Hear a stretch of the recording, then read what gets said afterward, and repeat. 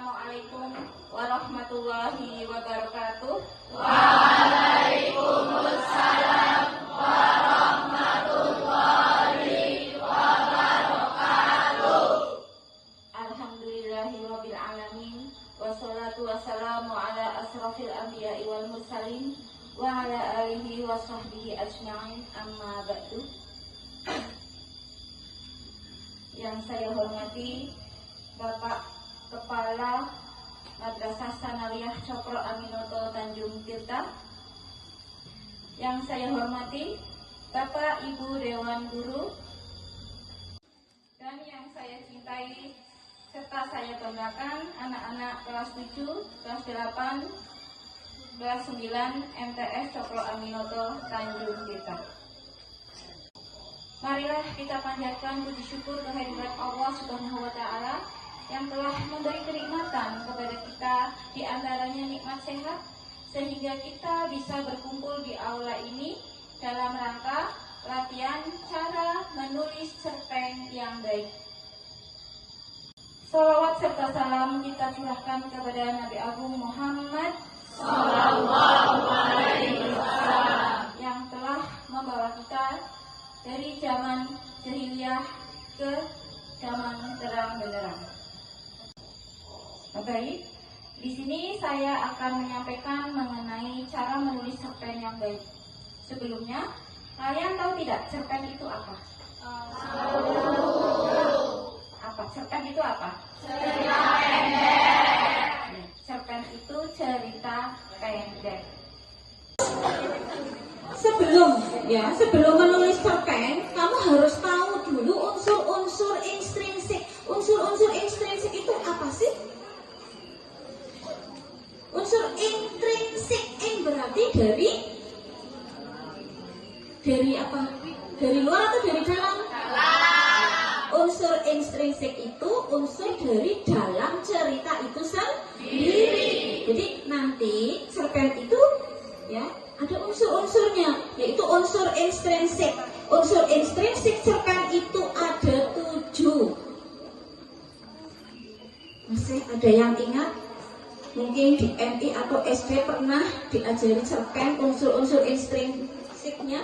Yang pertama itu apa? Yang pertama unsur intrinsik cerpen itu apa? Tema. Tema itu apa? Tema itu apa? Judul. Tema dengan judul sama atau beda? Tema dan judul itu berbeda, jadi Mas ya. Jadi tema itu apa? Konsep. Apa? Topik. Tema itu adalah dasar cerita. Contohnya nanti itu temanya mengenai literasi keagamaan. Tema lo ya, berbeda dengan judul. Kalau temanya misalkan keagamaan, judulnya apakah keagamaan? Iya. Tidak. Ya, jadi tidak. Judulnya misal temanya keagamaan. Judulnya ini cerita ya, cerpen.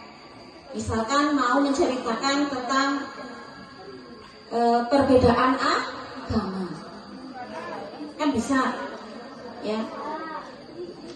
Mas, tolong ini serius, jangan cerita, karena nanti yang paling baik akan mengikuti lomba, ya. Nanti akan diseleksi untuk mengikuti lomba. Siapa tahu menjadi rezeki kamu, karena kakak kelas kalian yang kemarin lulus, Mbak Suci, itu sudah menjadi penulis cerpen, ya. Bukunya diproduksi, ya. Kalau bukunya nanti dipasarkan laku kan mendapatkan royalti. Itu kembali ke siapa? Kembali ke Mbak Suci, ke kalian kalau kalian pintar nulis. Jadi kalian tidak perlu bekerja keras jadi kuli, tapi cukup dengan menulis. Kalau buku kalian laku keras di pasaran, kalian itu mendapatkan royalti. Jadi bukan untuk kalian, Jadi nanti saya mohon menulis cerpennya jangan asal-asalan. Nah, yang pertama itu tema. Tema tadi sudah saya sampaikan, temanya mengenai keagamaan. Judulnya bebas. Berarti berkaitan dengan agama. Misalkan ada yang bisa membuat judul mengenai keagamaan.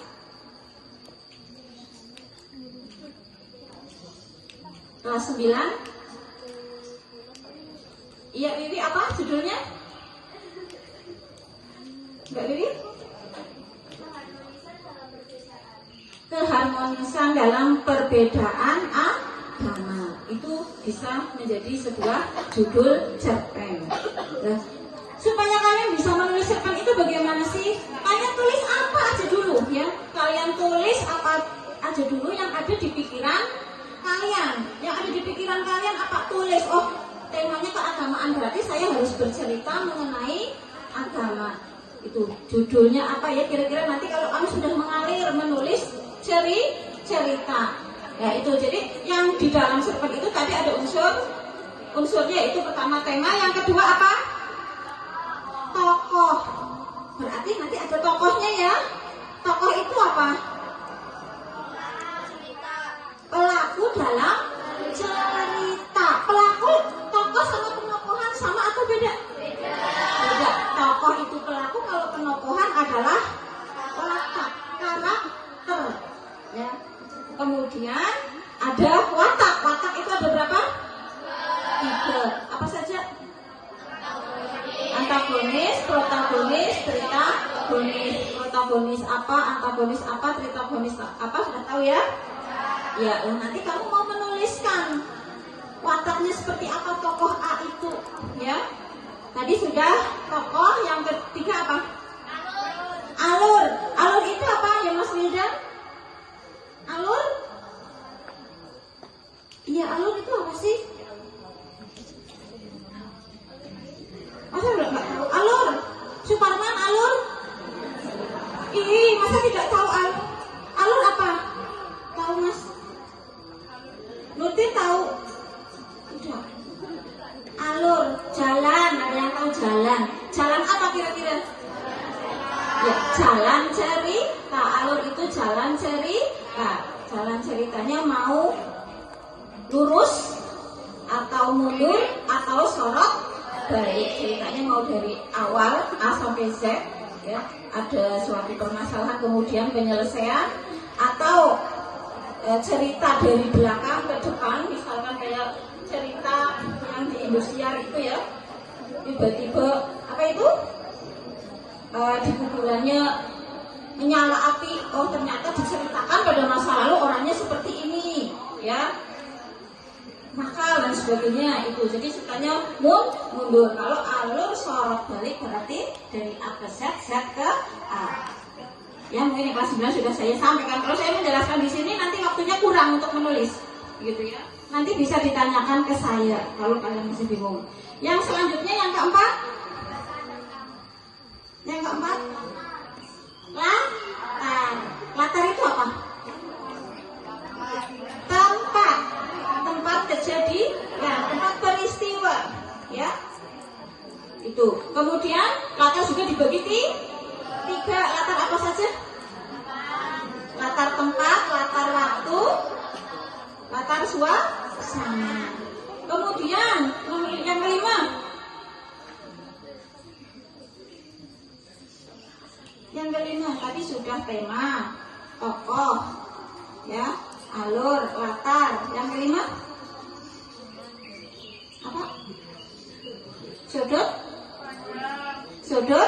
pandang, ya. Sudut pandang itu, ya, sudut pandang orang pertama, kedua, dan ketiga. Selanjutnya yang keenam,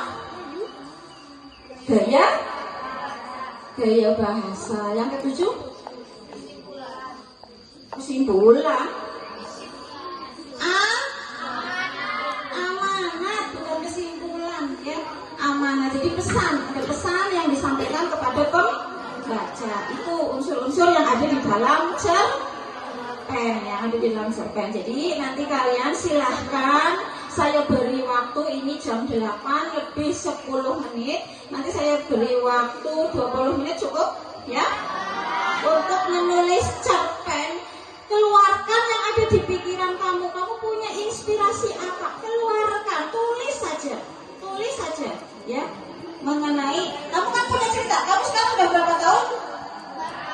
Ada yang 14, ada yang 13. Pastinya kamu punya cerita.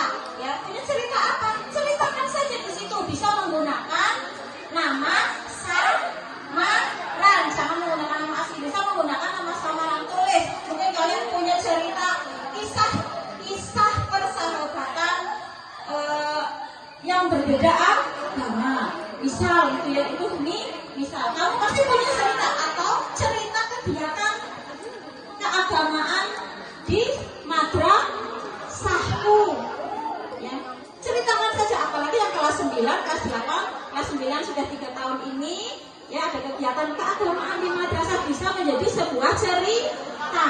Kemudian kelas 8 begitu, kelas 7 pun demikian. Kalian ceritakan, pasti punya cerita, setiap orang pasti punya cerita. Kamu tulis saja. Dan nanti dengan cerita itu nanti akan berkembang. Oh ternyata ceritanya banyak sekali, tidak selesai. Kalau kamu sudah nulis nanti tidak selesai ceritanya, gitu ya. Karena nanti akan dikembangkan minimal menjadi 5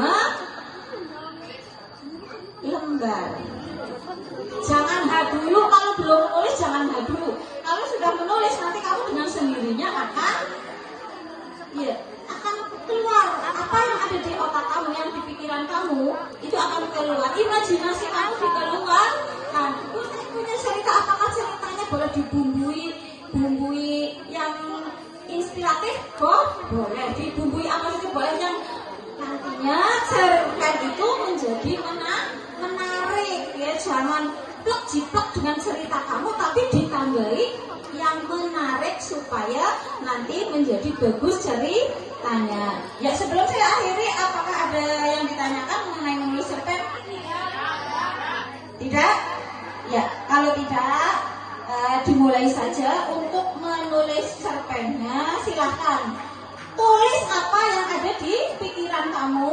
Ya, tulis, pokoknya ditulis pokoknya cerita. Ya, cerita bisa menggunakan nama tokohnya dengan nama tokoh orang lain. Begitu. Kuliahnya mau dilanjutkan? Ya. Dari saya cukup sekian. Kalau ada yang belum paham nanti bisa ditanyakan ke saya.